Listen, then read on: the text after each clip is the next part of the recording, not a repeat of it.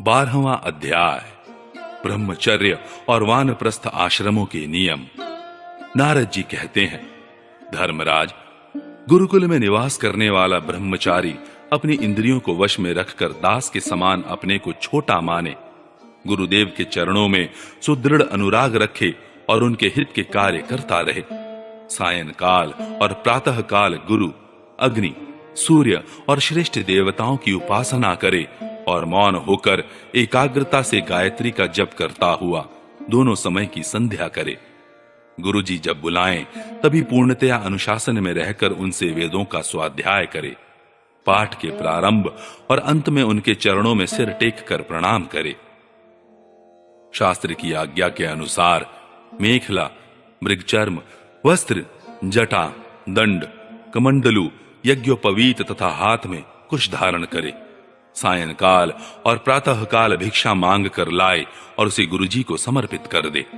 वे आज्ञा दें तब भोजन करें और यदि कभी आज्ञा न दें तो उपवास कर लें। अपने शील की रक्षा करें, थोड़ा खाएं, अपने कामों को निपुणता के साथ करें, श्रद्धा रखे और इंद्रियों को अपने वश में रखे। स्त्री और स्त्रियों के वश में रहने वालों के साथ जितनी आवश्यकता हो उतना ही व्यवहार करे। जो गृहस्थ नहीं है और ब्रह्मचर्य का व्रत लिए हुए हैं, उसे स्त्रियों की चर्चा से ही अलग रहना चाहिए।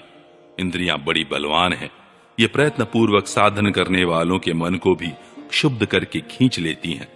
युवक ब्रह्मचारी युवती गुरु पत्नियों से बाल सुलझवाना, शरीर मलवाना, स्नान करवाना, उबटन लगवाना इत्यादि कार्य न कराए। स्त्रियां आग के समान हैं और पुरुष घी के घड़े के समान। एकांत में तो अपनी कन्या के साथ भी न रहना चाहिए। जब वह एकांत में न हो तब भी आवश्यकता के अनुसार ही उसके पास रहना चाहिए। जब तक यह जीव आत्म साक्षात्कार के द्वारा इन देह और इंद्रियों को प्रतीति मात्र निश्चय करके स्वतंत्र नहीं हो जाता, तब तक मैं पुरुष हूं और यह स्त्री है, यह द्वैत नहीं मिटता। और तब तक यह भी निश्चित है कि ऐसे पुरुष यदि स्त्री के संसर्ग में रहेंगे तो उनकी उनमें भोग्य बुद्धि हो ही जाएगी। ये सब शील रक्षादि गुण गृहस्थ के लिए और सन्यासी के लिए भी विहित है।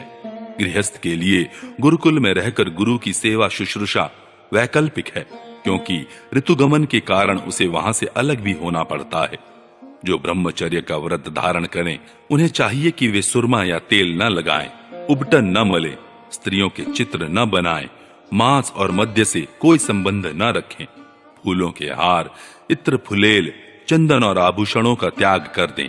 इस प्रकार गुरुकुल में निवास करके द्विजाति को अपनी शक्ति और आवश्यकता के अनुसार वेद, उनके अंग, शिक्षा, कल्प आदि और उपनिषदों का अध्ययन तथा ज्ञान प्राप्त करना चाहिए।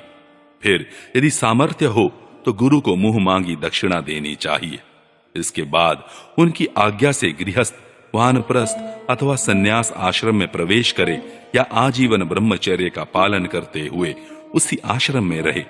यद्यपि भगवान स्वरूपतः सर्वत्र एक रस स्थित हैं, अतएव उनका कहीं प्रवेश करना या निकलना नहीं हो सकता। फिर भी अग्नि, गुरु, आत्मा और समस्त प्राणियों में अपने आश्रित जीवों के साथ वे विशेष रूप से विराजमान हैं, इसलिए उन पर सदा दृष्टि जमी रहनी चाहिए। इस प्रकार आचरण करने वाले ब्रह्मचारी, वानप्रस्थ, सन्यासी अथवा गृहस्थ विज्ञान संपन्न होकर पर ब्रह्म तत्व का अनुभव प्राप्त कर लेता है। अब मैं ऋषियों के मतानुसार वानप्रस्थ आश्रम के नियम बतलाता हूं। इनका आचरण करने से वानप्रस्थ आश्रमी को अनायास ही ऋषियों के लोक महरलोक की प्राप्ति हो जाती है। वानप्रस्थ आश्रमी को जोती हुई भूमि में उत्पन्न होने वाले चावल, गेहूं आदि अन्न नहीं खाने चाहिए। बिना जोते पैदा हुआ अन्न भी यदि असमय में पका हो तो उसे भी न खाना चाहिए। आग से पकाया हुआ या कच्चा अन्न भी न खाए। केवल सूर्य के ताप से पके हुए कंद, मूल, फल आदि का ही सेवन करे। जंगलों में अपने आप पैदा हुए धान्यों से नित्य नैमित्तिक चुरु और पुरोडाश का हवन करे। जब नए नए अन्न, फल, फूल आदि मिलने लगे तब पहले के इकट्ठे किए हुए अन्न का परित्याग कर दे। अग्निहोत्र के अग्नि की रक्षा के लिए ही घर, पर्णकुटी अथवा पहाड़ की गुफा का आश्रय ले। स्वयं शीत, वायु, अग्नि, वर्षा और घाम का सहन करे। सिर पर जटा धारण करे और केश, रोम, नख एवं दाढ़ी मूछ न कटवाए तथा मैल को भी शरीर से अलग न करे। कमंडलू, मृगचर्म, दंड, वल्कल वस्त्र और अग्निहोत्र की सामग्रियों को अपने पास रखे। विचारवान पुरुष को चाहिए कि 12, 8, 4, 2 या 1 वर्ष तक वानप्रस्थ आश्रम के नियमों का पालन करे। ध्यान रहे कि कहीं अधिक तपस्या का क्लेश सहन करने से बुद्धि बिगड़ न जाए। वानप्रस्थी पुरुष जब रोग अथवा बुढ़ापे के कारण अपने कर्म पूरे न कर सके और वेदांत विचार करने की भी सामर्थ्य न रहे, तब उसे अनशन आदि व्रत करने चाहिए। अनशन के पूर्व ही वह अपने आहवनीय आदि अग्नियों को अपनी आत्मा में लीन कर ले। मैंपन और मेरेपन का त्याग करके शरीर को उसके कारण भूत तत्वों में यथा योग्य भली भांति लीन करे। जितेंद्रिय पुरुष अपने शरीर के छिद्राकाशों को आकाश में, प्राणों को वायु में, गर्मी को अग्नि में, रक्त, कफ, पीब आदि जलीय तत्वों को जल में और हड्डी आदि ठोस वस्तुओं को पृथ्वी में लीन करे।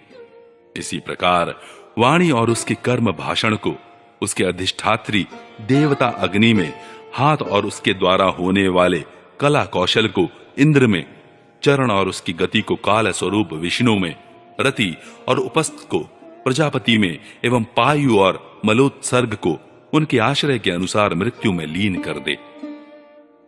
श्रोत्र और उसके द्वारा सुने जाने वाले शब्द को दिशाओं में, स्पर्श और त्वचा को वायु में, नेत्र सहित रूप को ज्योति में, मधुर आदि रस के सहित रसनेन्द्रियों को जल में और युधिष्ठिर घ्राणेन्द्रिय एवं उसके द्वारा सूंघे जाने वाले गंध को पृथ्वी में लीन कर दे।